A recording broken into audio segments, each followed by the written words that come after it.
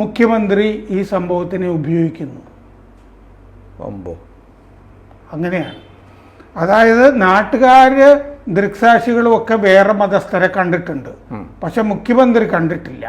എന്നിട്ട് മുഖ്യമന്ത്രി ഒരു വർഗീയ ഫാസിസ്റ്റിനെ പോലെ സംഘപരിവാറുകാരനെ പോലെ ഇതിന് മതത്തിന്റെ നിറം ചാർത്തി കൊടുക്കുന്നു.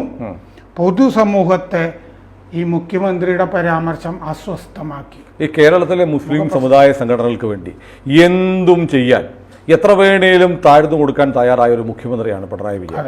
ഗത്യന്തരമില്ലാതെ അദ്ദേഹത്തിന് ഒരൊറ്റ തവണ അദ്ദേഹത്തിന്റെ 7.5 വർഷത്തെ ഭരണത്തിനിടയ്ക്ക് ഒരൊറ്റ തവണ അദ്ദേഹം സത്യം പറഞ്ഞതിന്റെ പേരിലാണ് പിണറായി വിജയനെ ഈ കൂട്ടർ ആക്ഷേപിക്കുന്നത്. അപ്പൊ ഇവരെന്താണ് ഉദ്ദേശിക്കുന്നത്? കഴിഞ്ഞ 7 കൊല്ലമായി അദ്ദേഹം മുസ്ലിം പ്രീണനത്തിന്റെ ആളാണ്. അതെ, അദ്ദേഹം കാന്തപുരത്തിന് പോയി കാണും, അവർക്കൊക്കെ വേണ്ടത് ചെയ്തു കൊടുക്കും. ചിലപ്പോൾ ക്രിസ്ത്യൻ ബിഷപ്പുമാരെയൊക്കെ ചീത്ത പറഞ്ഞു എന്നിരിക്കും.